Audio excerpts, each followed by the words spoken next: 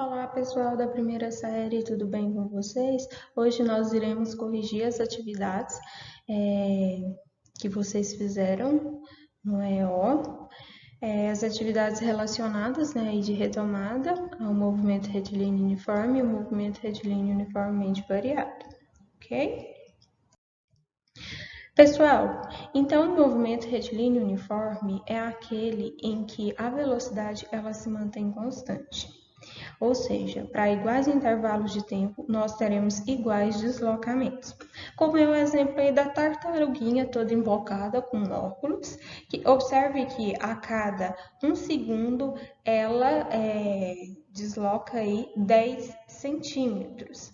Ou seja, a velocidade dela é constante de 0 a 4 segundos, ela é constante em uma velocidade de 10 centímetros por segundo, ok? Então, se a velocidade é constante, logo a aceleração é nula. Então, no movimento retilíneo uniforme, ou seja, movimento retilíneo, porque é em linha reta, e uniforme, porque a velocidade é constante. Se a velocidade é constante, implica que a aceleração ela é nula, ok? Para calcular a velocidade escalar média no movimento retilíneo uniforme, nós utilizamos a equação velocidade é igual à variação da posição dividido pelo intervalo de tempo. Lembrando que no Sistema Internacional de Unidade de Medida, a unidade de medida de velocidade é metros por segundo, ok? Pessoal, vamos retomar também o que é um movimento retrógrado e o que é um movimento progressivo. O movimento retrógrado é aquele que tem uma velocidade menor que zero, ou seja, para velocidades negativas, nós temos aí que o movimento ele é classificado como retrógrado. Então, o móvel anda no sentido decrescente dos espaços, ok? Já o movimento progressivo é aquele que a velocidade ela é positiva. Então, nós temos aí velocidade maior que zero. Então, o móvel anda no sentido crescente dos espaços. Então, observe aí, né, na figura, nós temos o carro, ele sai de menos 20 km, então observe que ele está no sentido crescente. Então, o carro ele apresenta aí um movimento progressivo, porque ele está aumentando, a tendência aí é aumentar. Ele está do menos 20, ele vai para o menos 10 e 0. Já o bicicleteiro, ele está em um movimento retrógrado. Ou seja, ele está num sentido decrescente.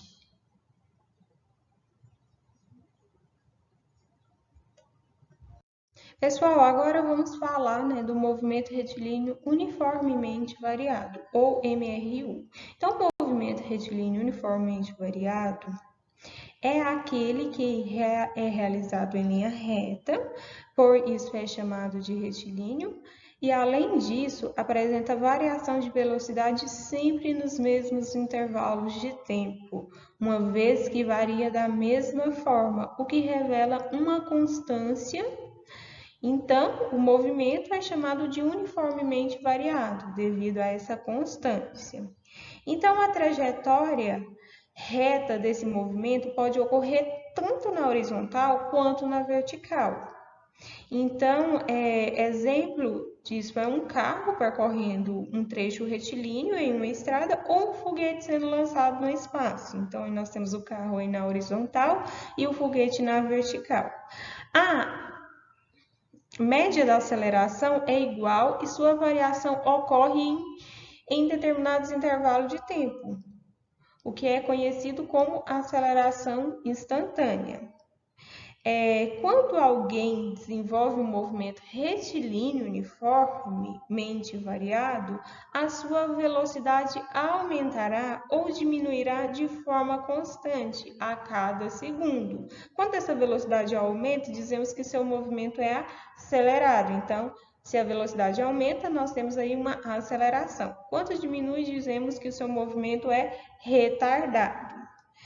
Então, nós temos esses dois tipos, né? Nós podemos ter um movimento retilíneo uniformemente acelerado, que ocorre quando um corpo cuja velocidade aumenta sempre na mesma proporção ao longo do tempo. E um movimento retilíneo uniformemente retardado ocorre quando um corpo em movimento reduz a sua velocidade de maneira constante ao longo do tempo. Agora nós vamos recordar sobre as equações que estão relacionadas aí com o movimento retilíneo uniformemente variado, ok? Pessoal, então aí no movimento retilíneo uniformemente variado, nós podemos calcular a aceleração. Então, a aceleração ela é igual à variação da velocidade dividido pelo intervalo de tempo. Lembrando que a variação da velocidade é velocidade final menos velocidade inicial, assim como o intervalo de tempo vai ser o tempo final menos o tempo inicial. Nós também temos a função horária da velocidade no movimento retilíneo uniformemente variado, que é a segunda equação aí, que diz o seguinte: velocidade é igual à velocidade inicial mais a aceleração vezes o tempo. Nós também temos a função horária aí da posição, que nesse caso aí, nesse exemplo, ele chamou de a posição que nós estamos acostumados com S, nesse caso ele chamou de D, em alguns lugares vocês vão encontrar como D de distância, então esse D de distância é igual à distância inicial, como a distância inicial é nula, nesse caso ele já simplificou ela, então tirando a distância inicial é igual à velocidade inicial vezes o tempo mais a aceleração vezes o tempo ao quadrado dividido por 2. E nós também temos aquela equação que nós utilizamos quando a gente não tem o valor do tempo. Então, se estou sem tempo, uso Torricelli. Então, nós temos aí que a velocidade ao quadrado é igual à velocidade inicial ao quadrado mais 2 vezes a aceleração vezes a variação da posição ou deslocamento, representado aí ou pelo ΔS ou pelo D, que é D de distância, ok? Então, vamos corrigir aí, né, a questão 13, que eu solicitei que vocês fizessem. Essa questão foi retirada do livro didático de vocês, da primeira série, Conexões com a Física. E ela diz o seguinte: a função horária do espaço de um movimento é dado por... Então, nós temos aqui S de t é igual a 4 menos 8t mais 2 vezes t ao quadrado, em que S é dado em metros e t em segundos. Ok, então nós temos uma função aí. Pessoal, só olhando para essa função, nós podemos identificar que trata-se de um movimento retilíneo uniformemente variado. Aí nós temos a função horária da posição.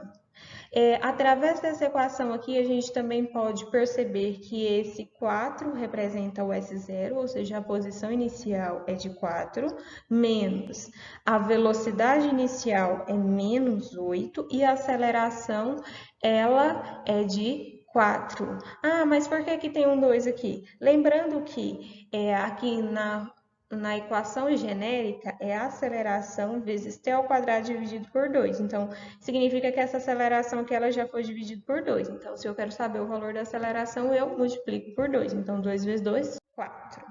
Então, justamente aqui ele quer que na letra A ele pergunta qual é a posição do corpo aos 4 segundos. Então, nós vamos pegar aquela função, substituir o valor aí do tempo igual a 4 segundos.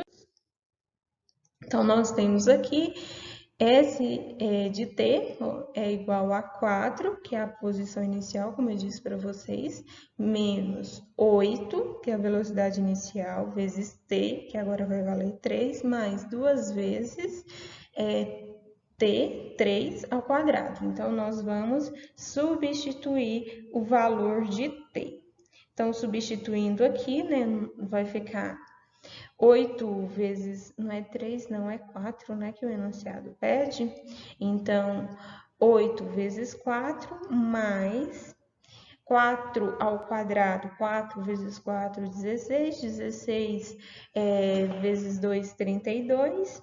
Então, vai ficar mais 32. 8 vezes 4, 32 também. Então, ficou 4 menos 32 mais 32.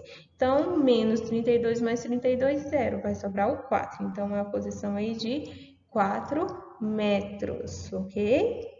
Vamos ver o que ele pede aí na letra B. Então, na letra B, ele quer saber em qual ou quais instantes de tempo o corpo assume uma posição aí de 4 metros, ok?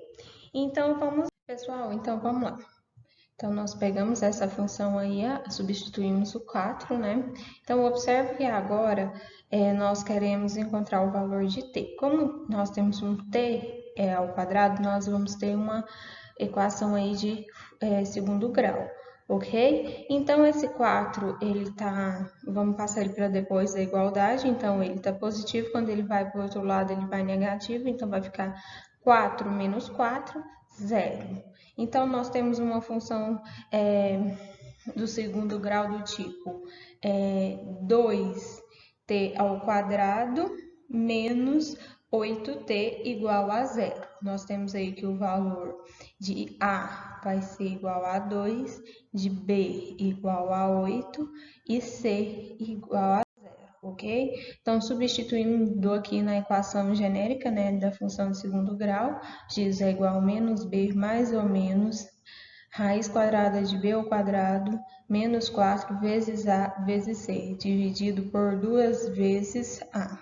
Então, substituindo os valores aqui, o valor de b é menos 8, então vai ficar menos 8 mais ou menos b ao quadrado menos 8 ao quadrado, que dá 64 positivo. 4 vezes 2 vezes 0 dá 0. Toda essa parte aqui, depois do sinal negativo, ele vai zerar. Dividido por 2 vezes 2 igual a 4. Pessoal, então aqui nós temos, né, a equação do segundo grau, substituindo os valores, então vai ficar menos 8 menos 8, vai ficar um 8 positivo, mais ou menos raiz de 64 menos 0, vai dar 64, raiz de 64, 8, dividido por 4. Então, o x1 a linha vai ser o quê?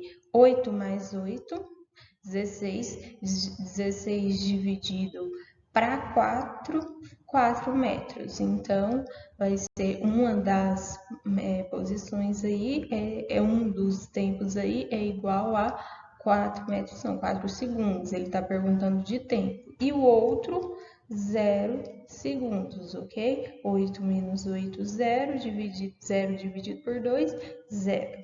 Tranquilo? Pessoal, então vamos lá para a questão 16. Na questão 16, ele diz o seguinte: dois móveis partem do repouso acelerando de um mesmo ponto em direções perpendiculares. A aceleração escalar de um deles é de 2 metros por segundo ao quadrado e a do outro é igual a 1,5 metros por segundo ao quadrado. Qual a distância que separa os dois móveis? Então, ele quer saber a distância que separa os dois móveis. Pessoal, olha só, nós temos, primeiro nós vamos calcular, né, a posição inicial de cada um desses móveis, aliás, a posição de cada um desses móveis.